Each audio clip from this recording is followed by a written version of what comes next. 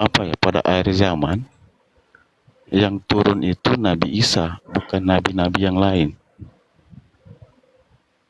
Terus yang kedua, kenapa kalau wudhu itu harus 3 kali dibasuh? Cuma itu saja, Pak. Mohon penjelasannya.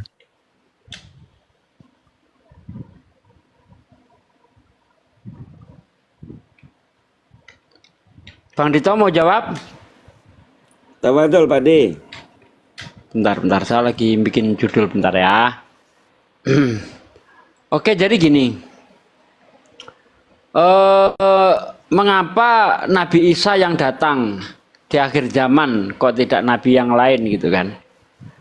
Karena nabi-nabi yang lain itu nggak punya PR, Bang. Tugas nabi-nabi yang lain itu sudah selesai. Nabi Musa sudah selesai, ya, karena Nabi Musa tidak ada yang menganggap Nabi Musa itu Tuhan. Nabi Muhammad juga sudah selesai tugasnya. Kenapa? Karena Nabi Muhammad tidak ada yang menuhankan beliau. Nah, Nabi Isa ini yang jadi masalah, ya, karena hanya dialah Nabi satu-satunya yang dituhankan oleh pengikutnya. Sementara nabi-nabi lainnya tidak.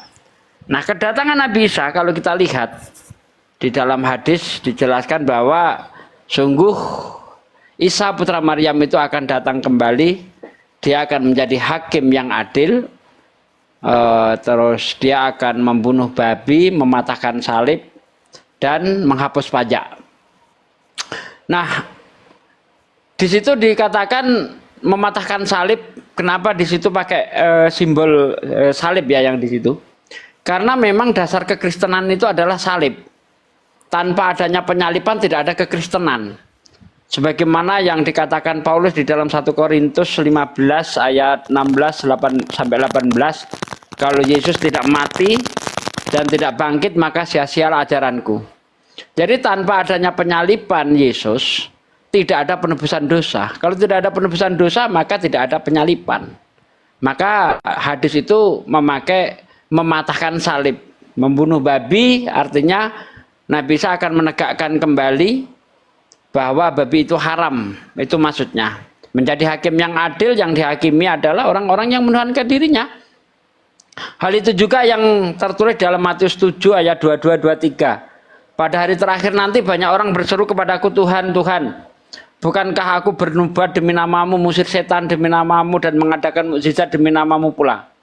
Pada hari ini aku akan berterus terang kepada mereka. Aku tidak mengenalmu. Nyahlah kau dari hadapanku, hai para pembuat kejahatan. Tidak mungkin kami umat Islam yang diadili Yesus. Ya, karena di situ yang akan diadili adalah orang yang berseru pakai nama Yesus. Bernubuat pakai nama Yesus, menyembuhkan orang sakit pakai nama Yesus. Nah, itu yang justru akan diusir oleh Yesus. Makanya Yesus datang, Nabi Isa datang sebagai hakim yang adil. Begitu. Nah, mengenai wudhu, Ustaz Tata monitor. Nah, ini ada yang lebih ahli soalnya. Ustaz Tata atau Ustaz Arif? Iya, Ustaz Sugi. Jadi kalau berbicara tentang masalah wudhu, itu kita berbicara masalah toharoh gitu kan, kebersihan, yaitu hadas kecil, untuk kemudian kita mempersiapkan diri melaksanakan ibadah sholat gitu. Ataupun wudhu ini kemudian disunahkan di waktu-waktu kapan saja ya, karena ketika kita masih memegang wudhunya masih sah, itu maka kita dalam keadaan suci, bisa kita sholat sunat atau gimana. Jadi sebenarnya tata cara berwudu itu wajibnya itu hanya 1 kali saja. Nah, yang tiga kali basuhan itu merupakan sunnah. Jadi intinya cukup 1 kali basuhan atau usapan ketika wajah misalnya, atau ketika kita mengusap telinga dan rambut, kemudian tangan, kemudian kaki, itu wajibnya, sah wajibnya itu hanyalah 1 kali. Kalau kita melanjut ke tiga kali itu sunnah. Barangkali itu saja dari saya. Ustaz Sugi, silakan. Selamat Ya, pagi. lagi izin nambahin sebentar. Ya, kalau tentang sunnah ini teman-teman Kristen tidak tahu ya. Sunnah itu adalah syariat yang diajarkan oleh Rasulullah. Bagaimana kita umatnya, terutama yang di Indonesia, kita semuanya adalah ahli sunnah wal jamaah. Jadi di mana yang kita dahulukan adalah sunnah Nabi atau ajaran dari Nabi Muhammad SAW. Seperti halnya dari redaksi hadis riwayat Abu Daud. Ini dikatakan untuk perawinya dari Amr bin Su'aib, dari ayahnya, dari kakeknya, bahwa ada seorang laki-laki mendatangi Nabi Muhammad SAW lalu bertanya, Rasulullah, bagaimana cara bersuci itu? Maka beliau meminta supaya diambilkan air di dalam ember, lalu beliau membasuh kedua telapak tangannya sebanyak 3 kali. Kemudian beliau membasuh wajahnya sebanyak 3 kali, membasuh kedua lengannya 3 kali. Setelah itu beliau mengusap kepalanya, kemudian memasukkan 2 jari telunjuk ke dalam kedua telinganya dan mengusap bagian luar daun telinganya dengan kedua ibu jarinya, sementara kedua ibu jarinya mengusap bagian dalam telinganya. Lalu beliau membasuh kedua kakinya sebanyak 3 kali. Beliau kemudian bersabda, demikianlah cara berwudu. Barang siapa yang menambah atau menguranginya, sungguh ia telah berbuat jelek atau zalim, atau berbuat zalim atau melakukan kejelekan. Itu dari redaksi hadis riwayat Abu Dawud. Nah, tentang kesahihannya atau dari perawi nasabnya kita bisa cek. Nah, saya rasa kalau Bang Manju yang pertama tadi pertanyaannya tentang Nabi Isa, kemudian tentang wudhu, ini tujuannya untuk belajar tentang Islam atau hanya bertanya tanpa ada subhat. Ini kita perlu tes, kita perlu tahu. Tapi karena ini di sini diskusi lintas agama, kita tanyanya 2 arah. Ya. Oke, silakan. Silakan Pak De. Lanjut Pak De. Ya, silahkan Tadi apa yang mau boleh saya bisa tanya? Bentar, Buat, bentar, Bang. Bentar, Bang. Itu Bang Manju dulu diselesaikan.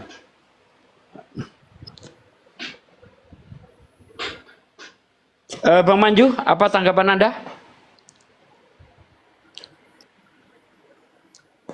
Ya, sepertinya Bang Manju tidak monitor. Apa Bang Mikael yang mau ditanyakan? Tadi kalau tidak salah ada sebut Nabi Isa ya, Iya, yang akan turun iya. kedua kalinya gitu ya. Betul, betul, betul.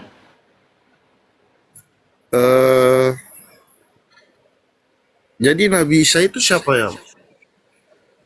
Nabi utusan untuk orang Israel, Bang. Oh gitu. Iya. Itu terdapat di ayat yang mana, Pak? Ayat mananya? Di Al-Quran banyak ayatnya itu. Di dalam As-Saff ayat 6 contohnya. Ya Bani Israel, ini Rasulullahi ilaikum. Hai Bani Israel, aku ini utusan Allah untuk kalian. Itu As-Saff ayat 6 tuh. Oh iya. Makasih ya, Pak. Kalau di Bible di dalam Matius 5 ayat 6.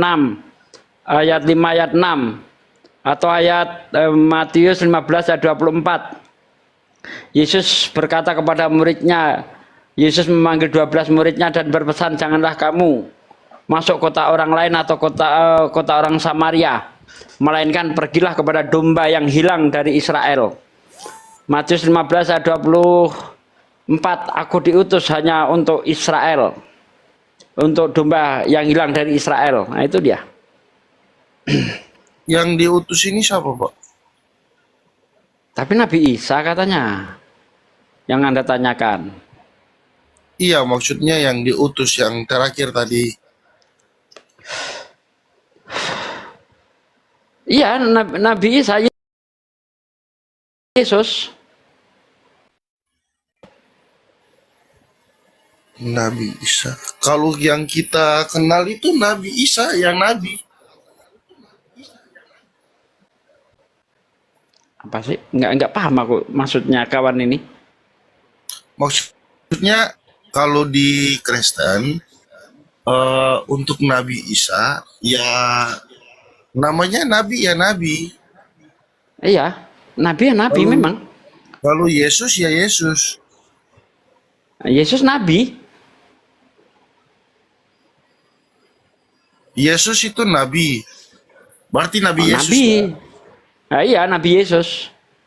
Kalau Nabi Isa ini yang mana lagi? Yang akan turunnya kedua kali. Nabi Isa dan Yesus itu orang yang sama, cuma diceritakan dengan persepsi yang berbeda, Pak. Bukan orangnya yang berbeda. Orangnya itu juga. Begitu loh. Di Kristen mereka menyebutnya Yesus, di Islam menyebutnya Isa, di kampung halaman Yesus menyebutnya Yesua, dalam bahasa Arab dia disebut Isau. Itu juga orangnya. Jadi Ustadz kalau Sugi, pada akhir zaman yang turunnya Nabi Isa. Iya, Nabi Isa, betul.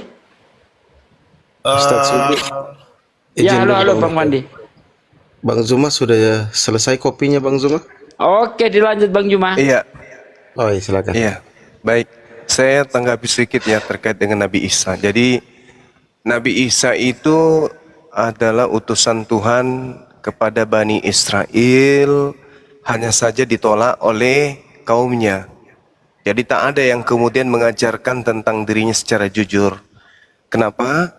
Karena pada masa beliau penginjilan di tengah-tengah Bani Israel, muridnya itu tidak menulis, muridnya tidak menghafalkan Injil yang diterima, melainkan murid-muridnya itu habis kemudian dibantai oleh orang-orang yang tidak suka kepada Nabi Isa. Lalu kemudian berlanjut, waktu berlanjut, muncul sekte. Sekte ini bernama Nasorios. Bisa dilihat di dalam Kisah Para Rasul 24 nomor 5, itu tokonya. Sekte ini mengambil cerita-cerita tentang Nabi Isa dengan menggantikan namanya Yesus. Kenapa menggantikan nama Nabi Isa dengan nama Yesus? Karena ajaran yang datang kepada Nabi Isa itu hanya untuk Bani Israel. Sedangkan ajaran Nabi Isa ini ingin dijual kepada orang Roma. Maka Isa diganti Yesus dengan cerita-cerita yang dihasilkan oleh masing-masing penulis sesuai dengan selera masing-masing. Disampaikan kepada Romawi dan Yunani, Romawi pun, Kekaisaran Romawi itu menyeleksi semua pemberitaan-pemberitaan dan diloloskan 4 kitab. 4 kitab kanon. Lukas, Markus, Matius, Yohanes. Itu yang perlu dipahami.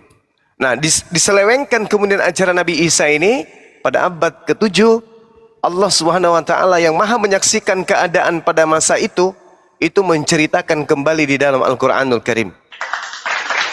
Jadi Nabi Isa dulu baru muncul cerita Yesus, lalu kemudian dimunculkan kembali oleh Allah cerita tentang Nabi Isa yang diselewengkan dengan nama agama Katolik dan turunannya. Itu yang perlu saudara pahami. Nabi Isa ketika datang di tengah-tengah Bani Israel, Kristen belum ada. Kristen itu muncul belakangan dengan seperangkat cerita-cerita yang dibuat-buat, yang dicocokkan dengan selera Roma sebagai penguasa kala itu. Sedangkan Nabi Isa ketika datang di tengah-tengah kaumnya Bani Israel, beliau mengatakan apa? Inni Abdullah.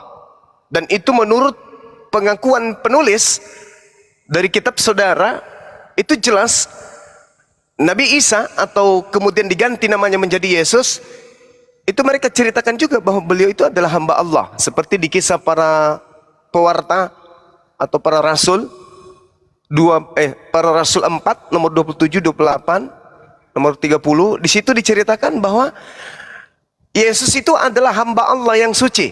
Inni Abdullah atani al-kitab wa ja'alani nabiyan.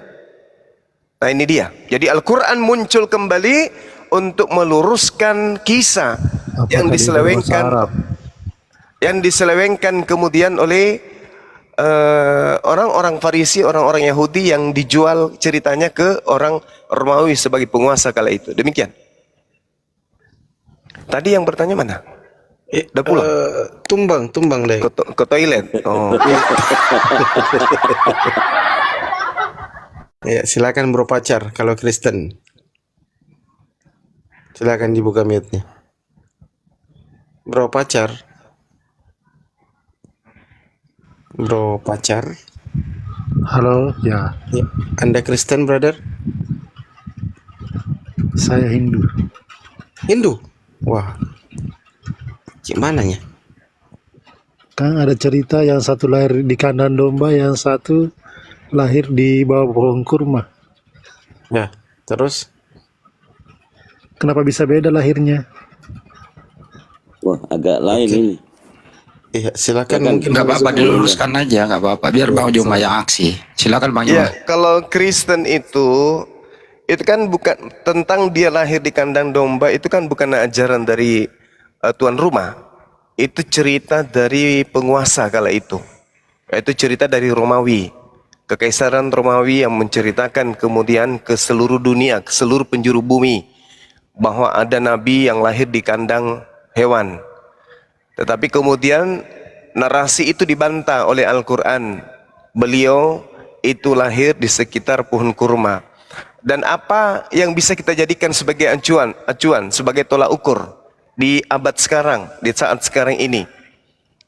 Pembuktiannya adalah para ilmuwan menemukan biji-bijian kurma yang diindikasikan berasal dari pohon yang usia 2000 tahun yang lalu. Nah, sedangkan arkeolog tidak pernah menemukan ada kandang yang usianya diperkirakan 2000 tahun yang lalu. Di Israel sana sedang dibudidayakan kemudian pohon kurma yang biji-bijiannya itu diindikasikan berasal dari 2000 tahun silam. Nah, itu fakta. Berarti kalau kita berbicara mengenai keilmuan, Main ngarang, Bang Suma ini ngarang.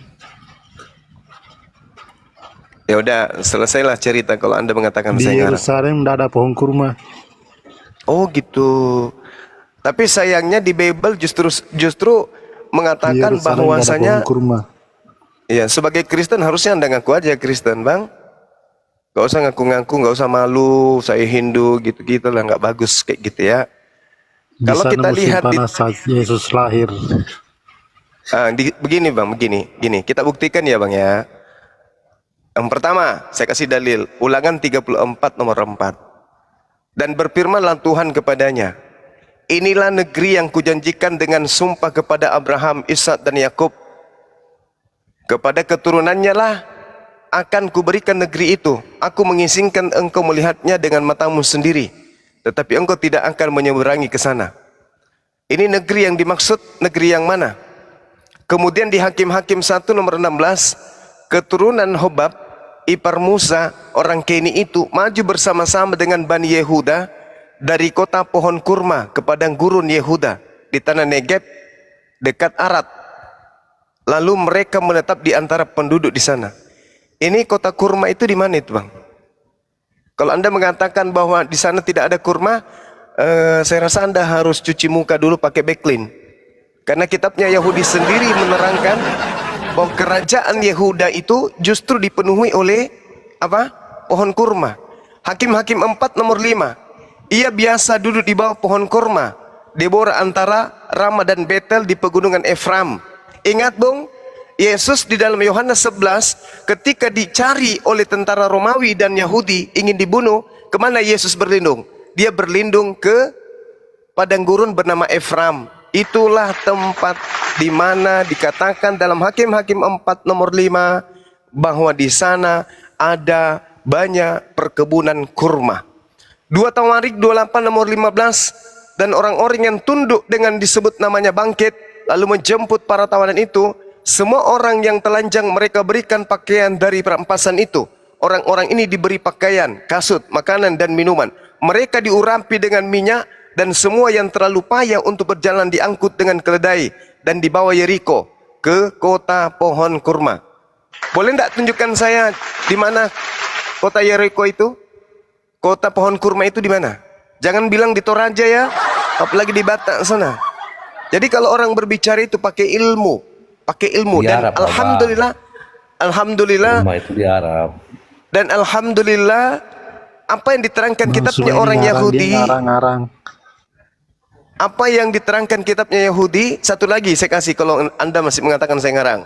Nehemia 8 nomor 16, dan bahwa di semua kota mereka, dengarkan Bang, dengarkan. Kalau Anda nggak kuat mendengarkan kebenaran, jangan naik ke sini, karena di sini diskusi ilmiah.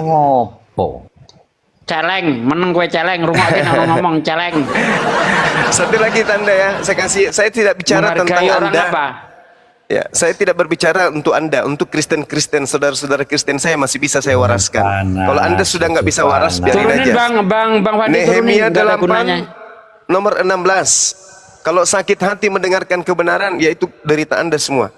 Dan bahwa di semua kota mereka dan di Yerusalem harus disampaikan berita dan pengumuman yang berbunyi, pergilah ke gunung, ambillah daun pohon zaitun, daun pohon minyak, daun pohon murad, daun pohon kurma, dan dari pohon-pohon yang rimbun guna membuat pondok-pondok sebagaimana yang sudah tertulis.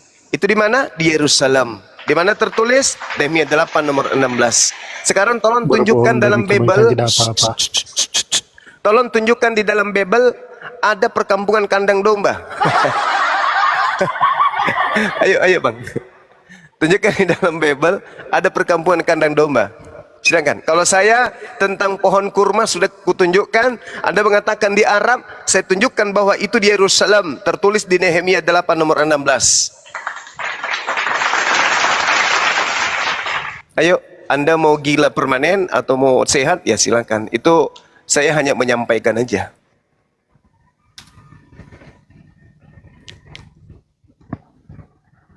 Kalau ada pasien yang lain yang mungkin masih bisa sembuh, silakan dinaikkan. Kalau yang gengsi terhadap kebenaran, biarkan dia mati dalam penderitaannya dan tersiksanya batinnya menerima kebenaran. Memang kalau manusia palsu itu ya jasadnya aja yang manusia, otak nggak berfungsi gitu. Gengsi terhadap kebenaran, itu memang susah. Oke, saya kira sesi ini saya patut mendapatkan tepuk tangan lagi. Masa aja. Kenapa ya kalau Ban Juma bicara ya banyak orang yang Lucifernya pada keluar ya? Ya karena kita menguraikan kebenaran.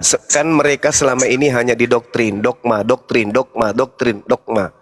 Mereka tidak diberikan ruang untuk mempelajari kebenaran itu sendiri. Karena mereka hanya disuapi untuk perpuluhan. Dikasih disuplai otaknya itu doktrin, dogma. Tiap bulan ditagih perpuluhan. Dikasih uang pendetanya, tapi yang dikasihkan itu tidak ada kebenaran. Berbeda kalau kita ditanya tentang apapun terkait Bible Al-Quran, kita akan sajikan kebenaran itu. Seperti itu. Jadi Lucifer itu kalau diberikan kebenaran, kupingnya panas ya? Kalian. Ya banyak ya? Iya. Oh iya. Karena iblis itu tidak menginginkan korbannya itu pergi begitu saja. Karena iblis itu kan sasarannya di otak. Iblis itu membunuh otak. Yang dibunuh itu otak. Bisa dilihat di 1 Korintus 1. Otak sasarannya iblis itu, Bang. Makanya otak membakukan hati gitu. Iya, betul. Oh iya. Otak yang diserang. Dikatakan di dalam 1 Korintus 1 nomor 19. Aku akan membinasakan kecerdasan orang-orang pintar dan keilmuan orang-orang bijak akan kulenyapkan. Jadi mereka ini memang sudah kehilangan akal. Dalam beragama mereka kehilangan akal. Tapi dalam hal dunia, karena sifatnya hanya sementara, mereka jago. Mereka jago dalam hal.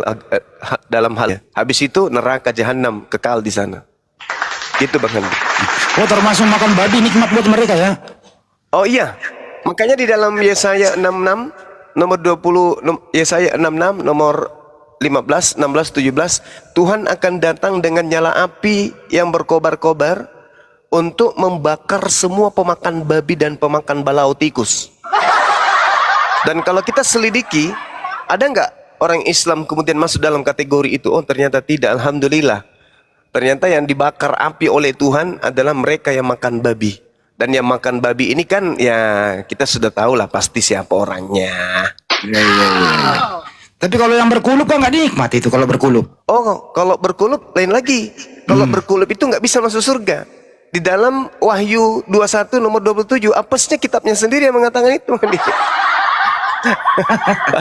Nggak bisa. Orang yang berkulup haram hukumnya masuk surga. Karena mereka adalah orang-orang najis. Di mana buktinya mereka najis? Baca di dalam Yesaya 52. Yesaya 52 nomor 1, haram hukumnya orang yang tidak bersunat masuk ke dalam kota Yerusalem baru. Apa itu Yerusalem baru? Surga. Yehezkiel 44 nomor 6, nomor 7, nomor 8, haram hukumnya orang yang tidak bersunat kulub masuk ke bait sucinya orang Yahudi, nggak boleh. Makanya mereka bikin gedung sendiri namanya gereja. Tempatnya orang berhaluluya. Nah, di sana tempatnya orang berhaluluya. Haleluya. Ah, di situ tempatnya. Karena mereka nggak bisa masuk ke dalam tempat ibadahnya orang Yahudi. Haram hukumnya, nggak boleh. Nggak boleh. Tuhan sangat marah kalau ada orang Kristen masuk ke bait suci, nggak boleh. Haram. Jadi orang berkulup itu dianggap sampah dong kalau begitu. Oh iya, dikutuk satu negeri kalau ada orang Yahudi memasukkan orang Kristen ke dalam bait suci. Dikutuk satu negeri. Nggak boleh. Apa kata Tuhannya orang Yahudi di dalam Yehezkiel 44? Yeremia 44. Apa yang dikatakan? Coba. Yehezkiel 44 ya Ahia. Apa yang dikatakan Tuhannya orang Yahudi di sana? Marah besar. Tidak diizinkan kemudian orang-orang non-Yahudi yang tidak bersunat itu masuk ke dalam bait suci, nggak boleh. Haram hukumnya, nggak bisa. Coba dibaca di Yehezkiel 44 itu. Tuhan memaafkan semua kesalahan Yahudi kecuali satu. Kesalahan apa? Kesalahan memasukkan orang Kristen ke dalam bait suci. Itu nggak boleh. Haram, nggak boleh. Semua dosa yang pernah kau lakukan, perbuatan-perbuatan keji yang sudah-sudah itu belum apa-apa. Kamu memang melakukan kekejian yang dulu-dulu itu belum apa-apa. Tapi kekejian yang tidak bisa aku maafkan, kata Tuhan, adalah engkau memasukkan orang Kristen masuk ke dalam bait suciku. Ah, itu tak boleh. Tadi di awal saya mendengarkan kenapa harus Nabi Isa yang turun. Oh iya, Nabi Isa harus turun karena Nabi Isa itu akan jadi hakim. Kenapa dia jadi hakim? Karena ada terdakwa. Apakah mungkin ada hakim kalau tidak terdakwa? Harus ada terdakwa. Apakah Islam jadi terdakwa? Oh tidak, sorry lade, mana ada. Nabi Isa turun ditunjuk oleh Allah menjadi hakim. Disebabkan karena ada sangkutannya di dunia. Apa itu? Berkat kehadirannya di atas muka bumi, muncul manusia-manusia palsu yang tak berotak, yang tak berakal. Manusia-manusia cupu, casingnya manusia, tapi perilakunya semut, nyamuk, lalat, tikus, balau, kuda, monyet. Tidak berakal. Bangga aja dengan ototnya, tapi tak ada otaknya. Tuh. Makanya Nabi Isa turun untuk menjadi hakim. Kenapa menjadi hakim? Karena ada yang terdakwa. Kok ada yang terdakwa? Yes. Karena sekelompok manusia cupu mempertuhankan dirinya dengan melantiknya menjadi dewa bagi Romawi. Itu Bang Handi. Apa tujuannya turunnya? Untuk mematahkan salib. Apa sih salib itu? Mematahkan konsep penyaliban. Apa buktinya? Jangan buktikan pakai Quran. Karena mereka manusia cupu. Buktikan aja. Menurut Bible. Itu pun kalau ada yang bisa mengerti. Kok bisa kayak gitu Bang Usma? Tengok di dalam Matius 7, 15-23. Kira-kira yang diusir di sana itu siapa? Itulah yang dipatahkan kemudian. Bukan Nabi Isa ke gereja demi ke gereja patahkan kayu yang berbentuk salib. Bukan. Yang dimaksud mematahkan salib itu adalah menghancurkan doktrin paganisme yang dianut oleh sekelompok manusia tuyul yang suka tahayul, yang percaya Tuhan datang di sate di atas pohon. Nah itu yang dipatahkan oleh Nabi Isa alaihissalam. Apa pembuktiannya? Apa pembuktiannya? Kita lihat di dalam Matius 7. Enyahlah. Tadi bertanya itu Bang Zuma. Oke. Enyahlah daripadaku kalian semua adalah pembuat kejahatan. Aku tak mengenal kalian. Nah itu, jelas itu. Dengan kata lain, Yesus mematahkan harapan Zuma, orang Kristen. Iya, silakan Bang. Ya. Masih itu Nabi Isa yang turun di akhir zaman itu. Maksudnya yang lawan Iya. Dajjal itu. Yang Iya, pertanyaan dari silakan. saya juga tadi itu. Iya, silakan. Kenapa sampai Nabi Isa yang turun dan Loh Bang Manjo, ini kamu berkuluk nggak Bang Manjo? Iya, bagaimana? Kamu udah disunat belum? Belum. Waduh bahaya itu Bang, resikonya Bang. Apa-apa. Bukan jaminan. Kalau sunat bukan jaminan ke surga. Waduh. Intinya. Oh, enggak bisa Bang. Surga itu tempat suci. Nggak. Orang yang tidak suci nggak bisa masuk surga. Itu menurut Bang Zuma. Ini Oh, enggak, masih itu pertanyaan. menurut Al-Quran dan Tunggu, menurut Bible. Coba Wahyu Masih- 21 nomor 27. Iya. Boleh nggak? Iya, sudah. Nggak bisa. Iya, sudah. Masih Nabi Isa, Bang Zuma. Iya. Nabi Isa Kenapa yang dipalsukan bukan- iya. namanya jadi Yesus. Iya, terus? Iya. Kenapa yang turun itu bukan ini kan ceritanya kan sudah terakhir sudah Iya, akhir zaman kan? iya, Akhir zaman. Otomatis yang iya, sudah mati atau yang akan terangkat kan ke surga nanti. iya. Menurut Bang. Pertanyaan saya, kenapa yang turun itu bukan Allah sendiri? Kenapa harus Nabi Isa? Terus kalau masalah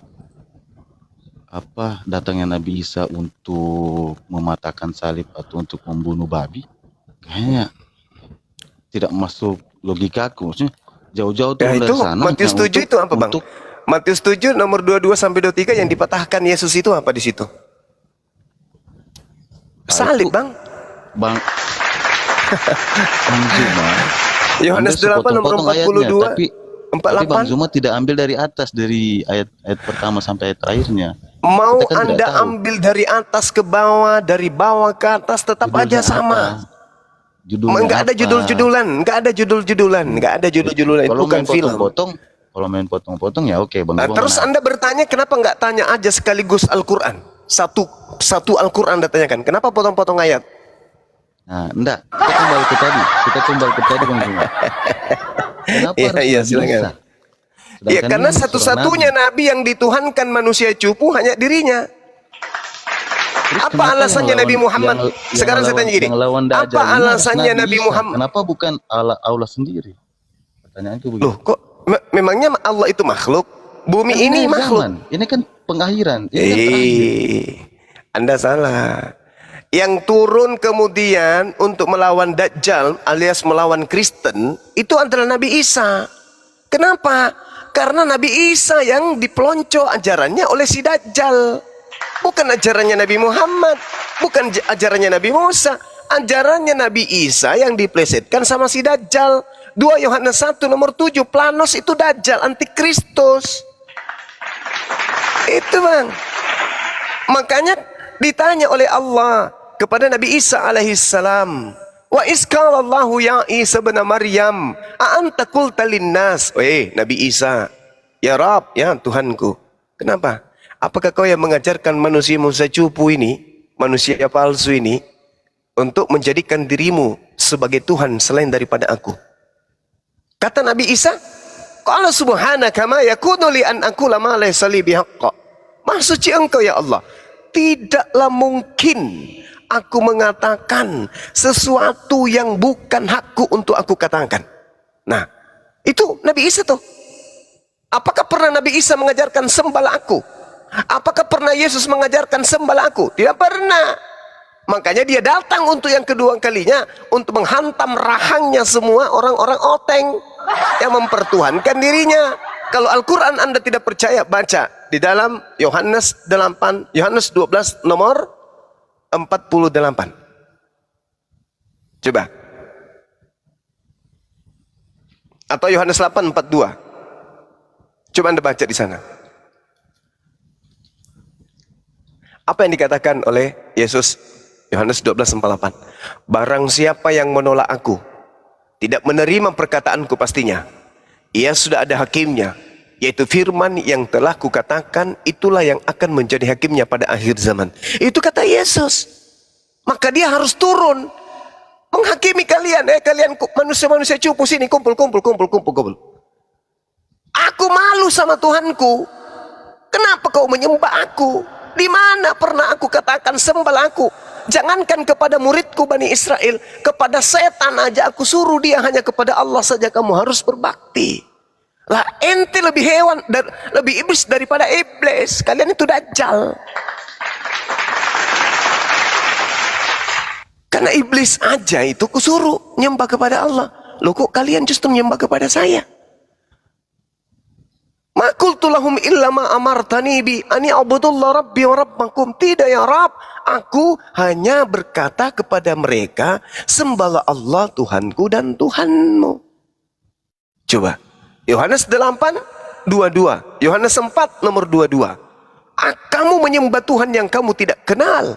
Aku dan pengikutku, muridku menyembah Tuhan yang aku kenal, yang kami kenal. Jelas itu.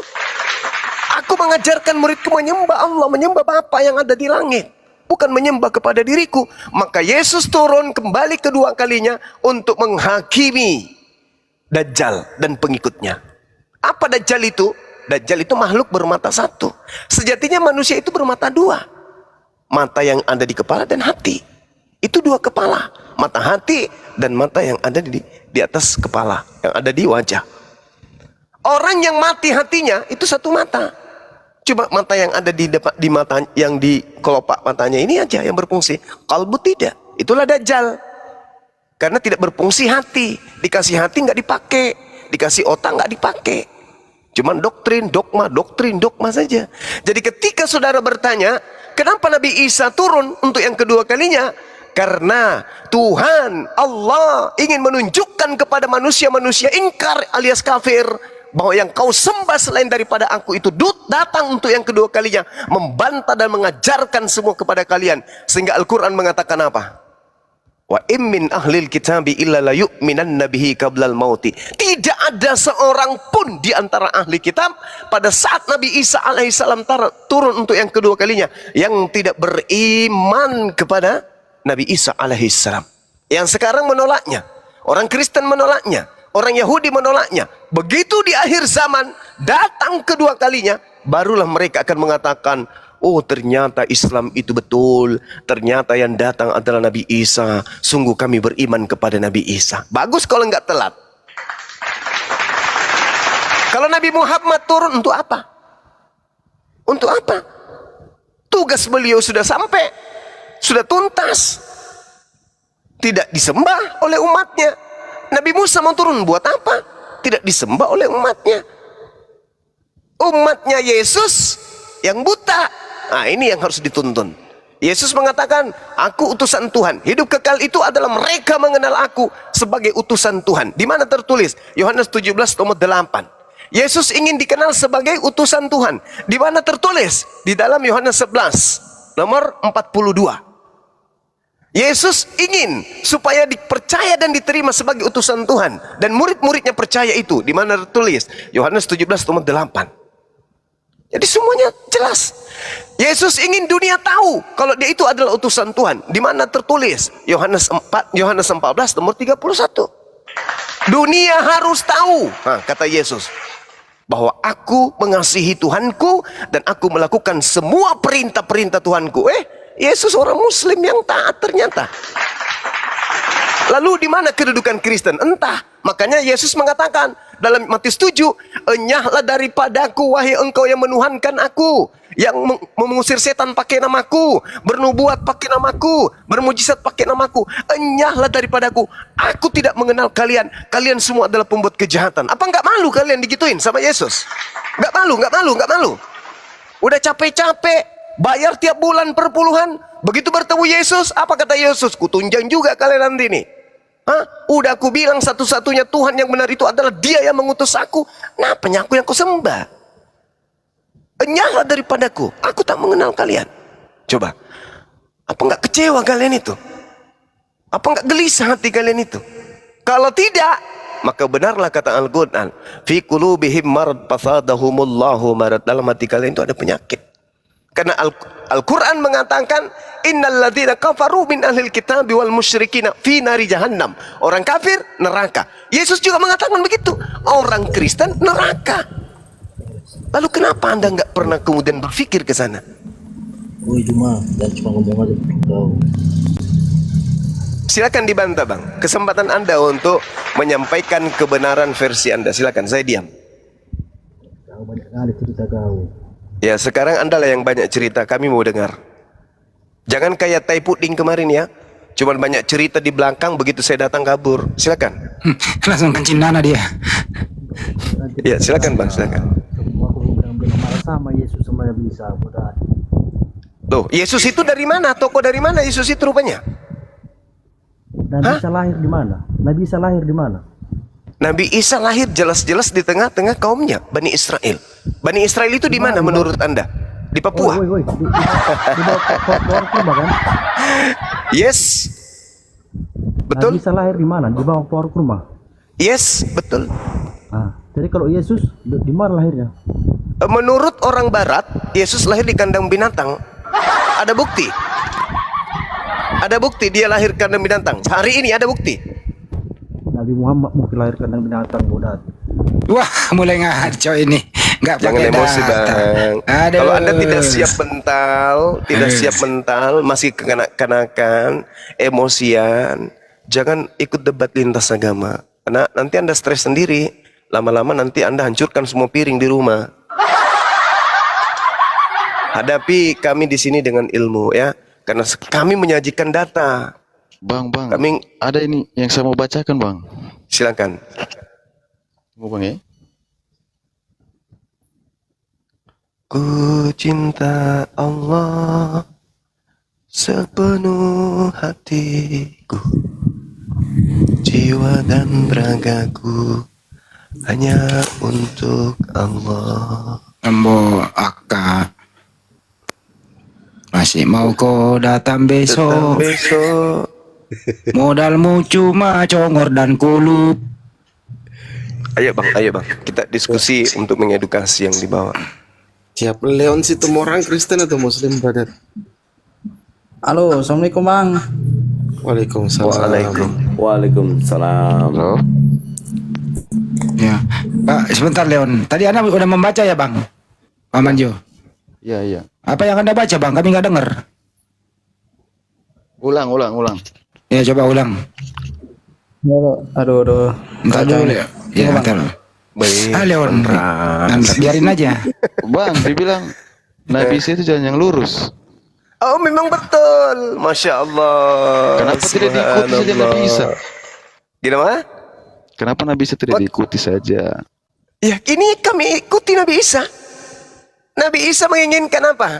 Inni abdullah atani alkitab wa ja'alani nabiyan. Nabi Isa itu mengajarkan itu.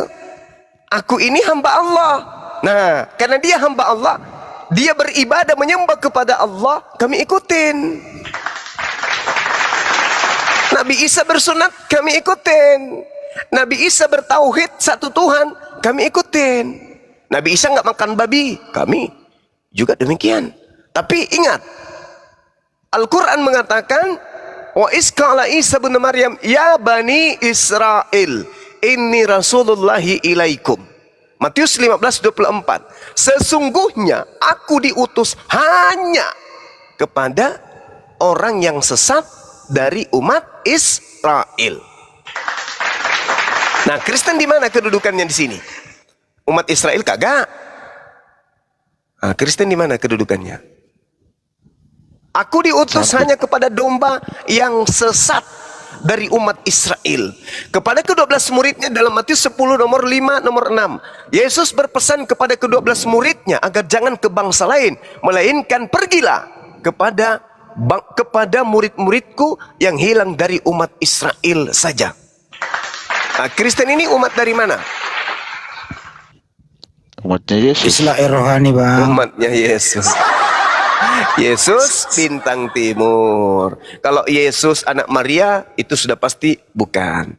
Karena Yesus anak Maria mengatakan dirinya hanya untuk Bani Israel. Kalau Yesus yang datang ke penulis-penulis Bible, akulah Yesus sang bintang timur. Nah, itulah Yesus yang Anda maksud, yang Anda ikutin. Beda dengan Yesus yang asli, dengan Yesus yang Anda ikuti sekarang. Ya, silakan. Kalau di Al-Quran, Isa itu di mana, Bang? Maksudnya? Isa itu sekarang ada di mana? Di sisi Allah, diangkat ke langit. Di surga, bro? Belum di surga, belum di langit. Karena Kan di Bible sisi. tidak ada.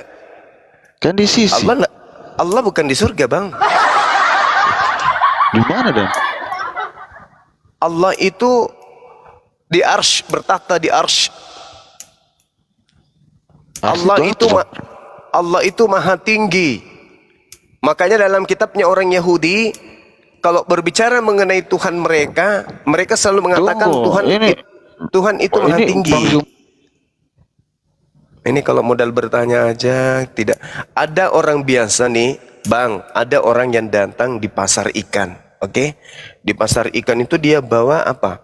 Dia bawa ember isi 3 liter, dia bawa ke pasar. Habis itu dia teriak, kasih saya ikan tongkol 2 ton. Kasih ikan ini 500 kilo.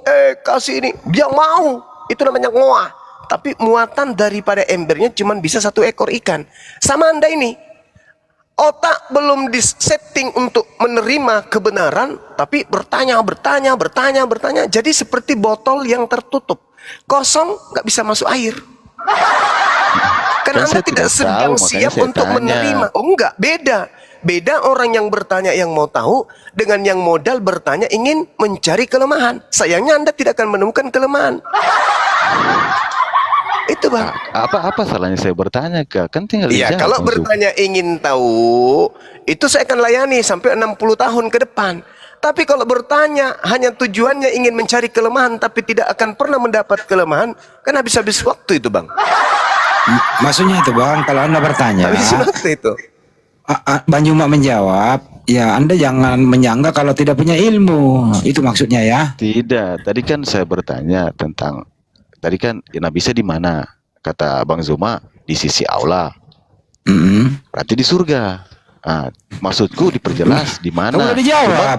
Di surga, Allah bukan di surga. Kamu udah jawab Bang Juma, Allah bukan di surga. Yahudi, maksudnya tidak usah lari ke Yahudi Israel dulu. Itu dulu dijawab dulu. Ya udah dijawab tadi kan. Di mana? Kalau berbicara mengenai langit, itu bukan cakupannya surga, Bang. Karena surga itu meliputi langit dan bumi nantinya, seluas langit dan bumi. Itu surga.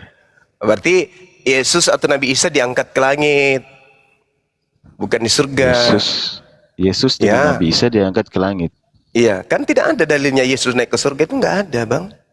Mau cari, coba tunjukkan ke saya kalau ada. Naik ke surga duduk sebelah kanan Allah Bapa. Coba Anda tunjukkan saya, nanti diketahui orang kalau Anda mengatakan begitu. Markus berapa?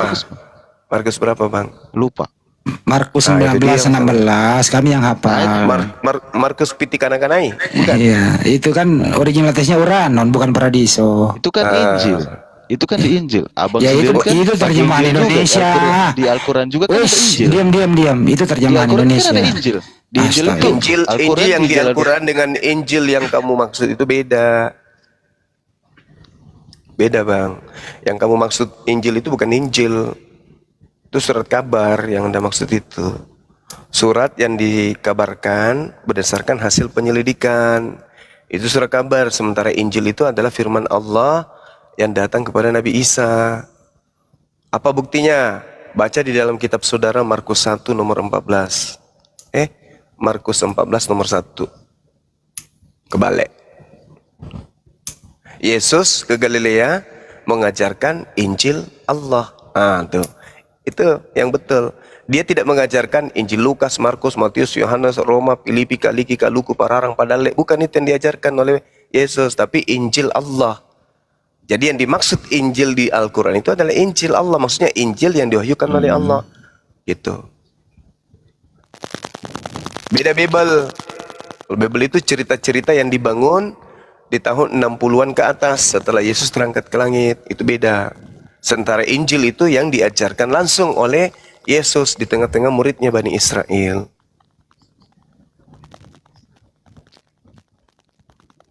Udah bang. Kalau bro, kalau Yesus itu di Bible di mana sekarang?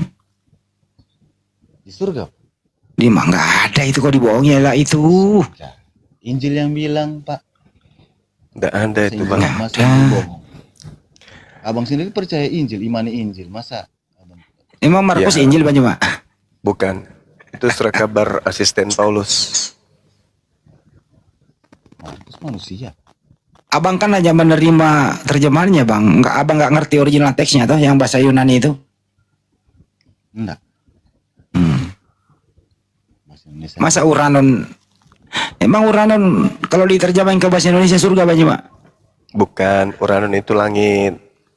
Kalau Kalau surga surga? itu paradiso. Oh tuh. Beda antara langit. Jadi intinya ini Tuhan Yesus sama Nabi Isa ini ada di langit. Iya, betul. Kalau nabi-nabi yang lain Sama. di langit. Mereka ada di alam barzah. Alam barzah itu kita tidak kemudian alam roh, di alam roh. Tapi kalau Nabi Isa benar-benar diangkat ke langit dia dengan jasadnya. Berarti Nabi Isa ini lebih di spesies. Suara kecil bro, gede ini kenapa sih takut? Keluar suara asli. Berarti Nabi Isa ini lebih di anak emas kan begitu? Oh bukan, justru nanti dia dihakimi. Dihakimi oleh Allah di tengah-tengah manusia. Nabi Isa, apakah engkau yang mengajarkan manusia-manusia ini untuk menuhankan dirimu selain daripada aku? Oh tidak Tuhan, tidak. Saya tidak pernah mengajarkan itu. Makanya coba Anda baca di Matius 7 nomor 15 itu. Waspadalah kepada nabi-nabi palsu yang datang kepadamu. Nyamar seperti domba padahal mereka adalah serigala. Dari buahnya kamu akan mengenal mereka. Tidak setiap orang yang memanggil aku Tuhan akan masuk ke dalam kerajaan surga. Melainkan mereka yang melakukan kehendak Bapakku yang ada di langit. Tapi di kita Nabi kurang bang. Oh di Kristen memang nggak ada Nabi kecuali satu Paulus. Iya. Berarti yang dibilang Nabi palsu siapa? Ya Paulus lah. Siapa lagi? Karena pengikut Nabi palsu itu kata Yesus. Coba Anda selami. Tapi awalnya nabi-nabi. Nabi-nabi itu kan nabi-nabi itu pengajar yang Nabi-nabi mengaku kan sebagai penerima nabi-nabi. firman. Ya, Kalau di Lukas, Al-Quran itu Markus, kan nabi. Matius, Yohanes, Petrus, apalagi itu nabi-nabi tuh. Tapi yang tertulis secara langsung sebagai nabi hanya satu, yaitu Paulus. Kalau Anda mengakui mereka bukan nabi, lalu dari mana surat-suratnya? Nah, ini bahaya ini. Kalau mereka bukan nabi, berarti mereka murni wartawan. Nah, tapi karena mereka murni wartawan, mengatasnamakan Tuhan, maka mereka disebut nabi palsu. Karena yang mereka tuliskan, yang mereka kabarkan bukan firman Tuhan. Gitu. Okay. Tanda-tanda pengikut nabi palsu, kata Yesus, memanggil aku Tuhan, bernubuat pakai namaku, bermujizat pakai namaku, mengusir setan pakai namaku. Itu tanda-tanda pengikut nabi palsu. Di mana Nabi itu, palsu. Matius 7 nomor 15 sampai nomor 23. Di dalam Matius 24 nomor 15 sampai nomor 26, tanda-tanda nabi palsu mengaku bertemu dengan Yesus di padang gurun, mengaku bertemu dengan Yesus di dalam bilik. Itu tanda-tanda nabi palsu. Tapi syukurnya yang abang bilang nabi palsu ini ajarannya bagus. Jadi ajarannya itu tidak apa istilahnya? Iya bagus. Kalau bagus, ajarannya bagus. Kalau bagus, kenapa Yesus usir? Kan ceritanya Paulus ini kan maksudnya yang membangkang lalu ke Tuhan, tapi Tuhan pilih dia. Dipilih Seperti itu. Tuhan ya. Ini dia bahayanya. Siapa Yesus yang pilih dia. Yesus ini? Siapa yang pilih Paulus? Ya Tuhan Yesus lah. Tuhan Yesus kan Allah. Allah. Kapan dia bertemu dengan Yesus? Kapan dia bertemu? Tahu. Iya.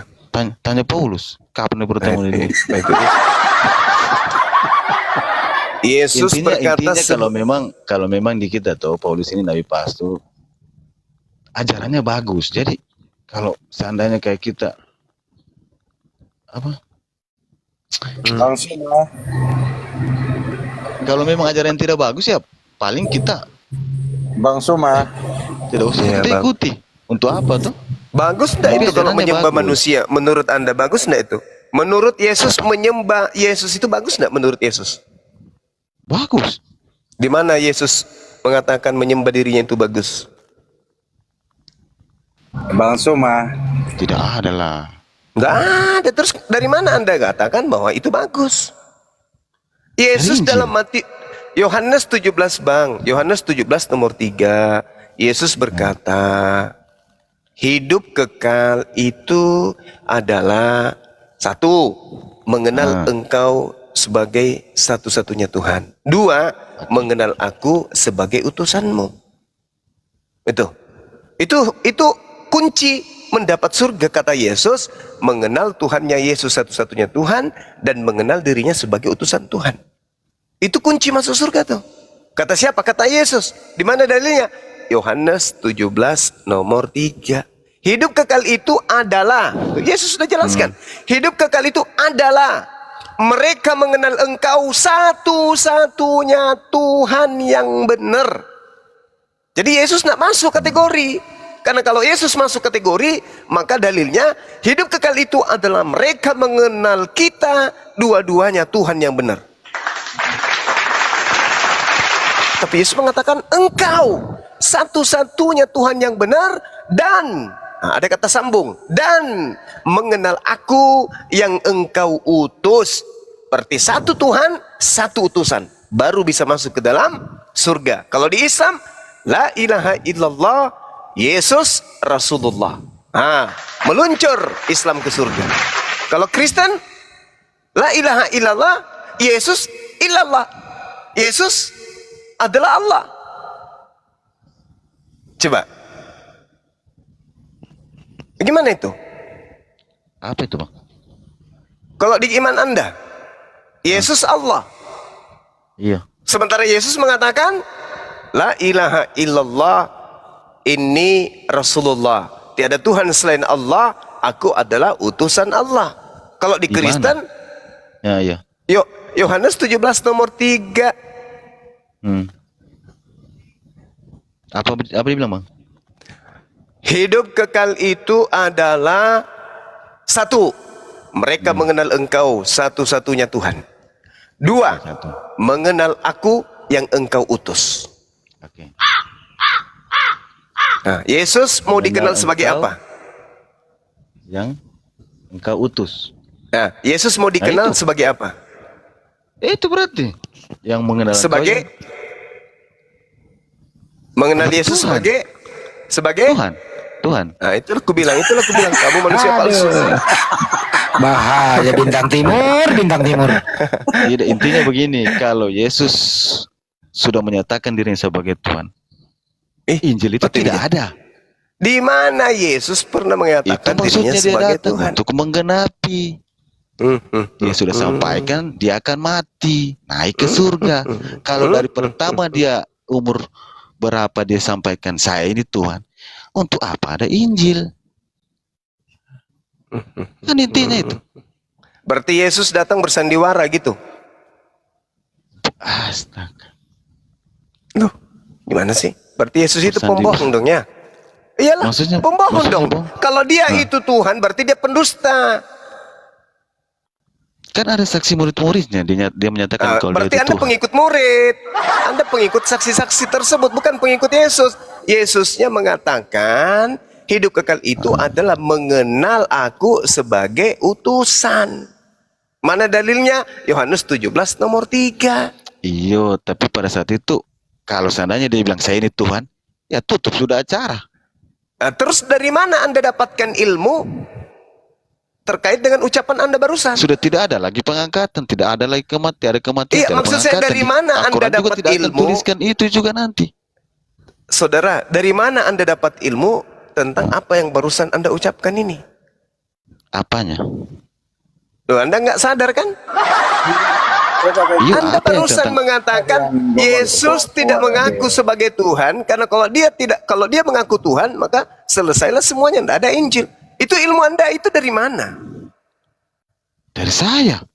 Oh, ya udahlah, silakan aja. Kupikir dari Yesus atau dari Tuhannya Yesus, ternyata kagak. Intinya Yesus itu Tuhan. Gini aja bro, Manjo. Allah. Intinya Bro itu Manjo, menurut dengerin Anda dulu, kan? dengerin dulu Manjo mak. Dia jalan Ya. kebenaran, tidak ada ajarannya yang salah, tidak ada ajarannya yang aneh-aneh. Itu saja intinya. Terus kenapa disembah kalau begitu? Saya sembah karena dia Tuhan. Firman. Tadi Anda Nah, di mengatakan Al-Quran, ajarannya benar, ajarannya begini. tidak aneh. Sekarang- Tapi kenapa sekarang Anda begini. sembah? Kalau Anda sembah Yesus, berarti Anda menuduh Yesus mengajarkan dirinya Tuhan. Anda lucu kan? Anda katakan Yesus itu ajarannya benar. Kenapa Anda sembah Iya, kalau benar. begitu? Kenapa Anda sembah? Tuhan. Tadi dia mengatakan hidup kekal itu mengenal aku sebagai utusan. Katanya benar itu. Kenapa Anda mendudukkan dia sebagai Tuhan? Padahal dia mendudukkan dirinya sebagai utusan. Gimana ini? Mana yang betul ini? Ajaran Yesus betul? Benar? Benar Bang Suma.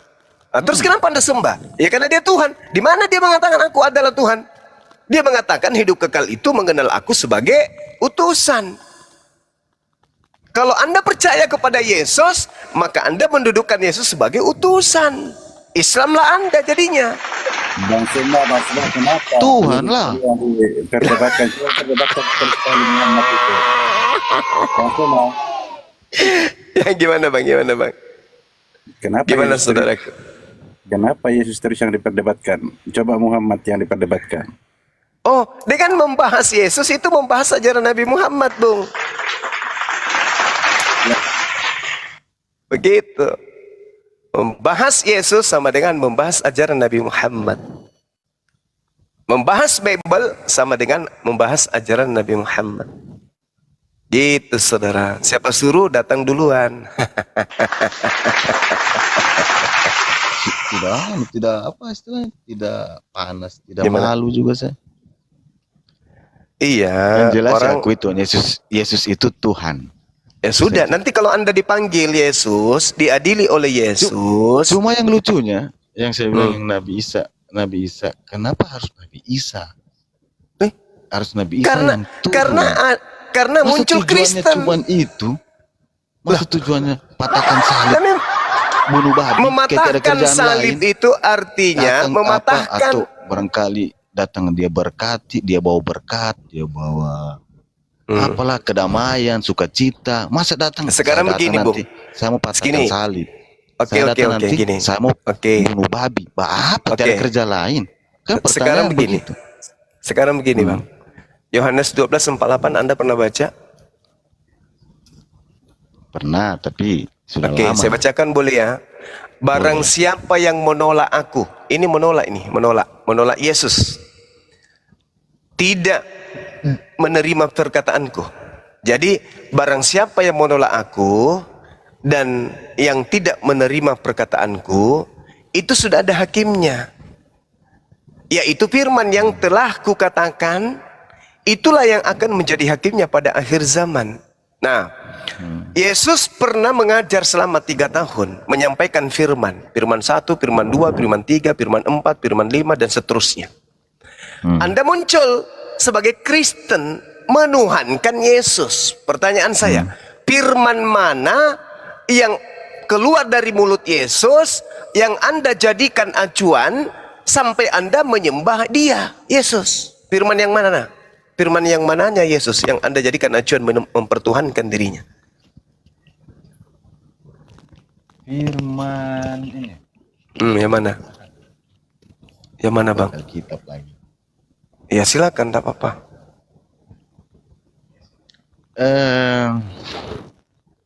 Itu jalan kebenaran. Dia adalah jalan kebenaran, dia adalah Alfa dan Omega, dia Bahayanya, pokoknya bahayanya ada ini sukacita temanku. lah, ada sukacita lah. Barang siapa menolak aku dan barang siapa yang tidak menerima perkataanku, mereka sudah ada hakimnya, yaitu firman yang telah kukatakan. Artinya perkataan-perkataan yang sudah Yesus ucapkan sebelum dia terangkat ke langit. Sebelum Yesus terangkat ke langit, Yesus tidak pernah mengatakan akulah Alfa dan Omega.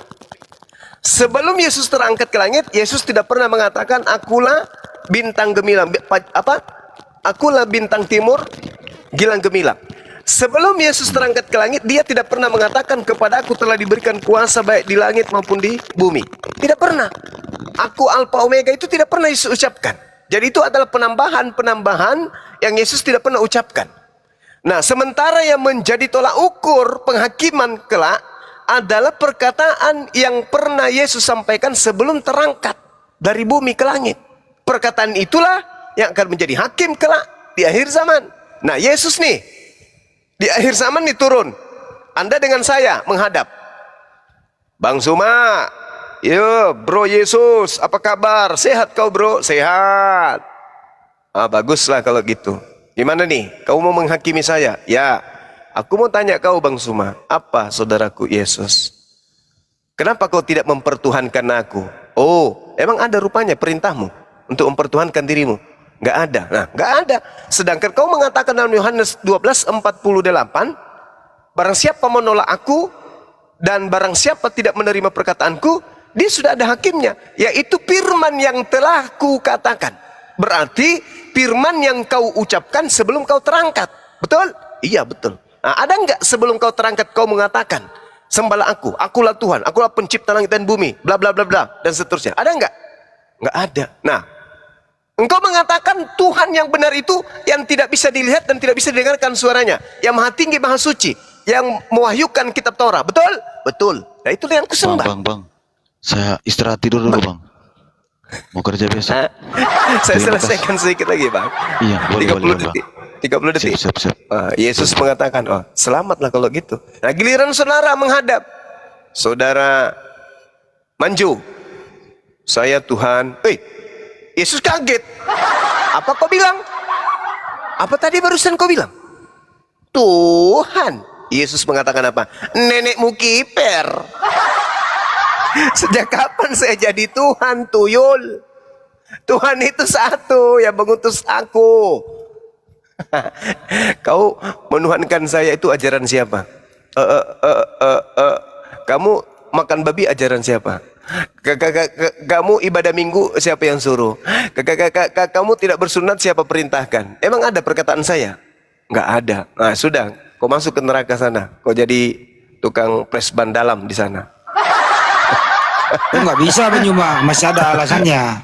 Apa? Kakak, saya caca tulisan Paulus.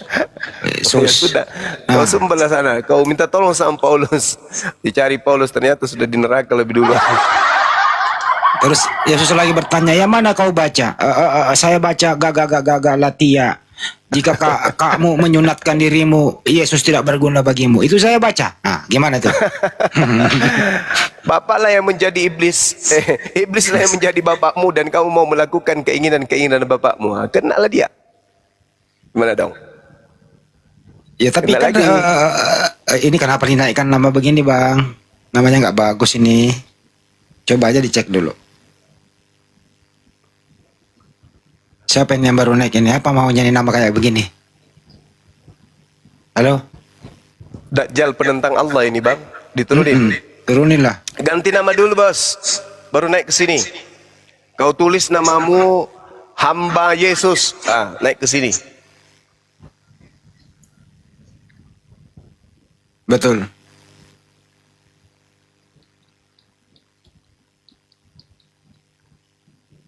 Betul itu. Jadi mereka ini memang apa ya? Mengikuti ajaran Yesus. Tapi Yesus nggak pernah mengajarkan bahwa aku ini Tuhan, sembahlah aku. Kayak nggak ngerti bahasa Indonesia apa ya ini orang-orang kayak gini. Aku mengikuti ajaran Yesus. Ya kalau kau ikuti ya jadikanlah dia sebagai utusan Tuhan. Ada yang baru naik nih. Siapa nih? Host, disambut dulu host. Ya, Bang Selalu, silakan dibuka mute-nya. Oke Bang, selamat malam Bang. Ya, Kristen, brother. Saya Kristen Bang, pengikut Yesus Bang. Pengikut Yesus bohong lagi kau ini. Gak apa-apa lah. Lanjut. Kan namanya ada namanya cita-cita yang tak terduga dan tidak kesampaian. Boleh nggak orang bercita-cita Bang Juang? Boleh. Ya. Silakan Bang Selalu sampaikan cita-cita Anda. Cita-cita Pengikut maksudnya apa, Yesus. Ya, gimana Bang? Bang, tadi saya dengar kenapa Bang macam apa meremehkan Tuhan begitu. Itu untungnya apa Bang? Meremehkan Tuhan siapa maksudnya? Dari cara bicaranya Abang tadi, macam mengejek begitu. Yang mana itu Bang saya mengejek? Loh, yang tadi macam bicaranya tersendat-sendat. Oh, itu hanya metode penyampaian, cara mengobati orang yang gundah gulana dikarenakan otak vitamin tidak sampai ke otak. Itu caranya. Dia ajak orang tertawa supaya oksigen masuk ke otak supaya bisa membedakan antara Tuhan dan hantu, gitu Bang. Bang, kita ini kan Indonesia tuh Bang. Iya, saya belum pernah merasa kita ini adalah Jerman.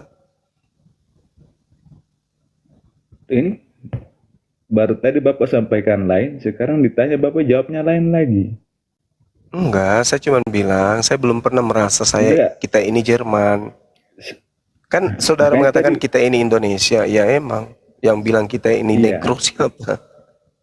Nah itu lihat, kamu ini seakan-akan mau adu domba begitu. Tidak boleh begitu. Iya, oke. Silakan. Jangan begitu. Kalau bisa. Kalau mau penyampaian yang baik-baik ya baik, jangan begitu kasihan. Nanti kalau ada apa-apa kan bukan kita minta lebih dicegah kan. Iya betul. Jadi kalau bisa edukasi yang baik. Jangan Abang mau pesan berapa mangkok Bang? Berapa mangkok? Memang ini kamu jualan? Iya Bang, jualan saya Bang. Sup otak. Iya. Oke Bang, saya mau sampaikan kalau bisa edukasi yang baik kan.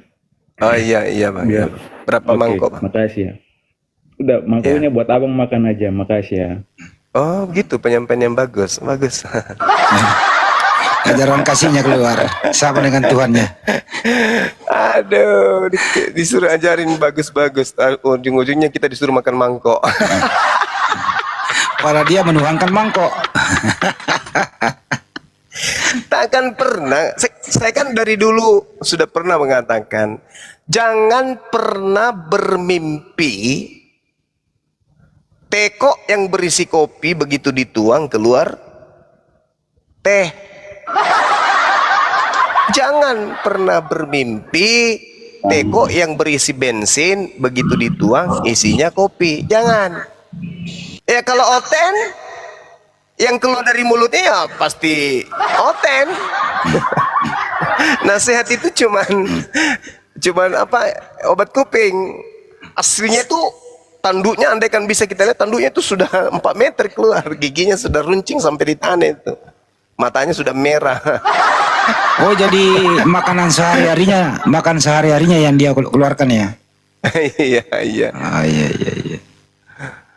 Dia mau tahan nafsunya nggak bisa, dia ujung-ujungnya keluar juga. Emosi sebenarnya itu. Kenapa kok ejek-ejek? Itu nggak mengejek-ejek bro, mengatakan apa adanya kalau Yesus itu manusia bukan Tuhan. Itu kan ngejek. Justru kaulah yang mengejek Yesus. Orang manusia lu bilang Tuhan, yang ngejek siapa? Ayo, Lucifer lagi, bintang timur lagi. Inilah. Kenapa Pak Mul? Assalamualaikum Bang Zuma. Waalaikumsalam. Salam kenal, saya ini dari Aceh Bang.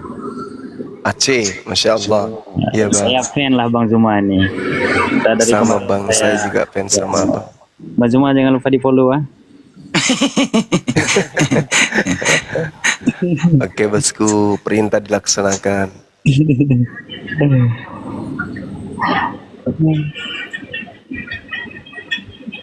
Aku waktu Udah, Bang. dengar Aman, dialog Bang. Bang Zuma sama orang-orang Kristen itu, waduh bangkit semangat aku bang.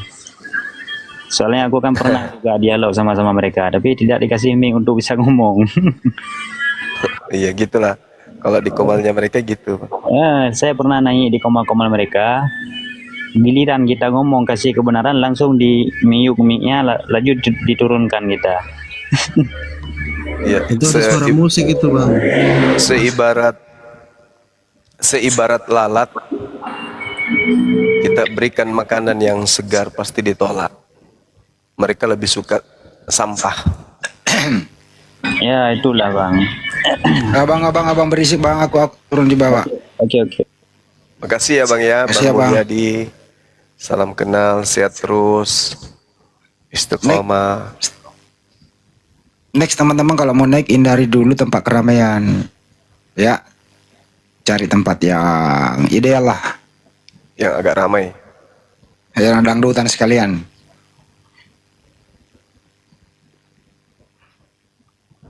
Di bawah ini pada kepanasan gitu loh. Kenapa sih Anda kepanasan? Kucing Tadi silakan. ini Bang Andi, sorry. Saya sampaikan salamnya tunggu. Tadi ada orangnya Mahkamah Agung ke rumah. Salam untuk teman-teman API dari Bapak Arif Hidayat. Nanti kita di Jakarta ngopi-ngopi bareng sama beliau. Oh, Masya Allah. Orangnya MA.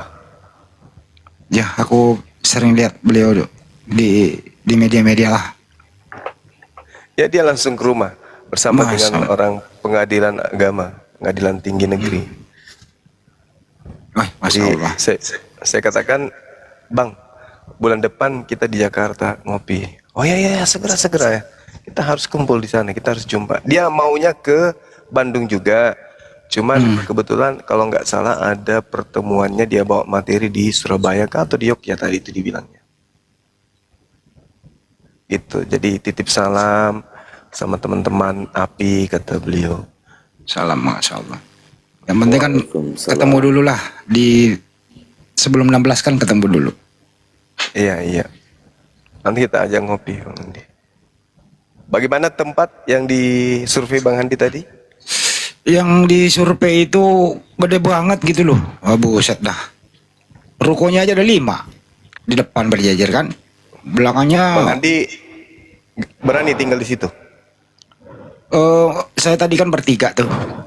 Saya sih biasa aja ya. Kan malam Jumat kan sengaja itu. Sengaja memang saya habis maghrib malam Jumat kan. Ya, Bang Opik, loh kok ada begini-begini sih katanya ya, nyentuh-nyentuh. Saya bilang, apa sih? Saya masuk ke gelap-gelap kan. Kamar mandi, kata temennya, ada bang itu di bawah pohon apa sih? Itu kan teman kita juga, kita ya diskusi aja nanti gitu loh. Gimana Bang Opik? Ada nggak? Ada ya? Merinding dia. Gimana dong? Bang Andi mau disuruh tinggal di situ gimana dong? Ya saya ajakin temen, nemenin saya diskusi, suruh ajarin. Gitu aja.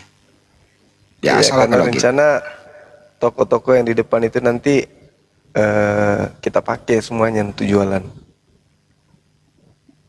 Tokonya 5. Iya, semuanya kita pakai nanti. Di belakang itu kapling ada 3-4 rumah ya.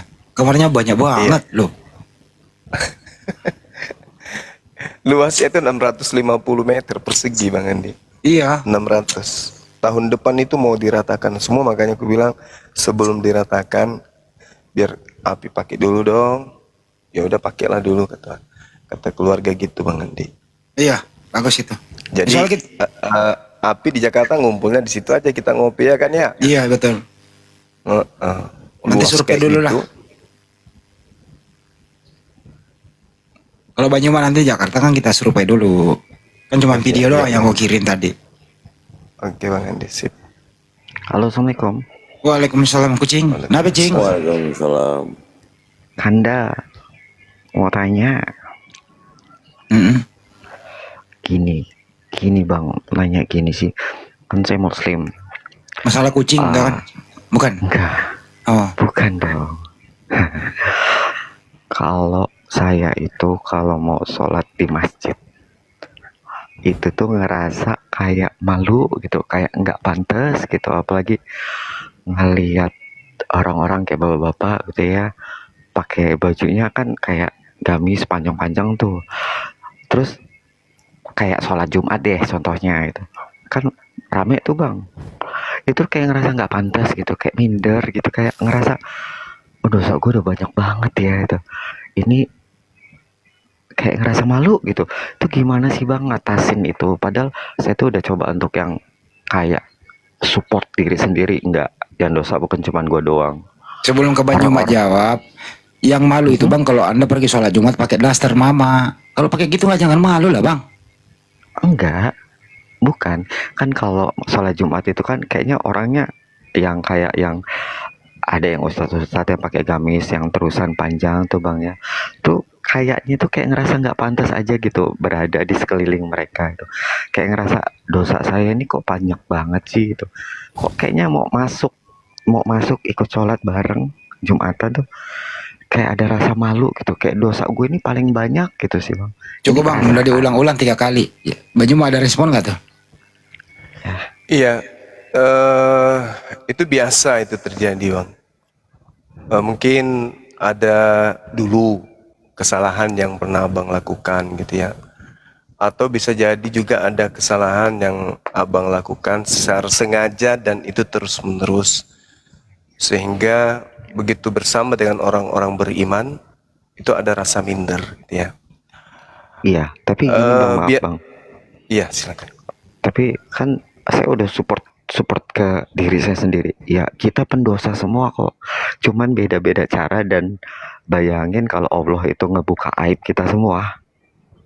Itu gimana coba bang? Istilahnya kasar ngomong, ya bakal malu semua kan bang. Tapi ya Allah itu saking baiknya dia tuh kayak nutupin aib kita semua. Jadi yang tahu cuman kita. Saya udah kayak ngedoktrin diri sendiri, enggak. Yang dosa bukan pendosa itu bukan cuman gue di sini. Rata-rata kasar ngomong ustadz sekalipun ada dosanya kan bang. Cukup bang. Karena manusia. Bang. Oke, cukup ya. Oke, siap. Abang percaya diri dia aja deh. Iya Bang Juma ya. Iya, karena itu perintahnya kan wajib bang. Iya. Ya ayyuhalladzina amanu idza nudiya lis-sholati min yaumil jumu'ah. Jadi perintahnya itu wajib. Jadi rasa malu itu ditepis demi untuk melaksanakan kewajiban. Terkait dengan dosa, kalau kita sudah menyadari itu, gak simpel kan, tinggal bertaubat. Bertaubat dengan sungguh-sungguh taubat. Dah selesai. Perkara kita pernah melakukan, ya kita serahkan kepada Allah. Ikhtiar kemudian berusaha untuk tidak melakukannya lagi. Dah selesai permasalahan. Atau jangan-jangan Anda ingin mengatakan bahwa apa sih orang-orang ini penampilannya sudah sosok kayak gitu, padahal mereka adalah pendosa. Ya mudah-mudahan bukan kayak gitu ya. Karena kalau orang beriman itu begitu mereka memijakkan kaki ke masjid atau niatnya mau beribadah, ya itu kalau dia malu kepada Allah, justru akan semakin mendekatkan orang itu kepada Allah. Itu bedanya. Orang yang malu kepada sesamanya manusia menghindar dari manusia. Tapi orang yang malu kepada Allah itu akan semakin dekat kepada Allah. Nah, seperti itu adanya. Karena soal Jumat itu kan wajib tuh, kewajiban tuh. Jadi ya harus lebih dikedepankan kewajiban dong daripada yang tadi itu rasa malu itu, minder itu. Assalamualaikum Bang Juma. Waalaikumsalam. Buat penonton sama yang lain juga, sekedar melengkapi aja Bang Juma, saya senang sekali ya bisa bergabung di sini. Silakan saya Bang, silakan. Beberapa hari yang lalu ngelihat postingan Bang Juma kayak apa diserang pihak sana lah ya dengan hukum atau apa. Perkenalkan, saya salah satu follower Bang Juma. Insya Allah kita seiman. Kebetulan kita di kantor advokat, barangkali ada sesuatu atau tenaga pikiran kita kepake, mungkin kita bisa saling bahu membahu, apa ya bahasa yang eloknya, yang kira-kira didengarnya enak gitu. Jadi kita tim advokat siap mensupport ya. 10.000 Makasih ya, Bang. 10.000% ya. Saya suka cara penyampaian Bang Zuma yang sangat logis. Walaupun sepintas mungkin bagi yang tidak suka jelas ada semacam dituduh intervensi atau segala macam.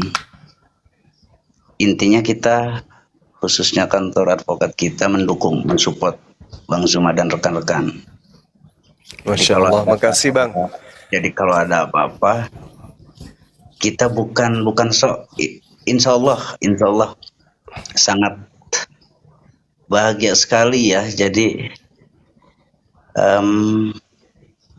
mungkin bisa lebih berguna, khususnya bukan sekedar di duniawi saja kan begitu Bang Zuma. Izin sebelumnya, mohon maaf kalau bahasa ya, betul.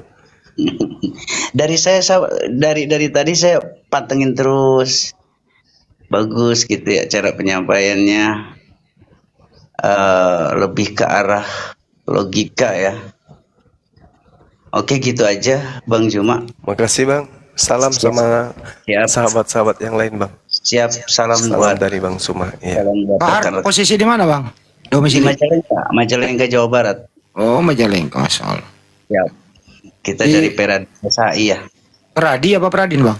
Peradi SAI, Dr. Junifer Girsang.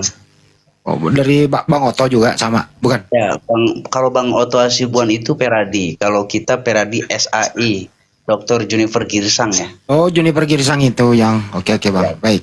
Ya.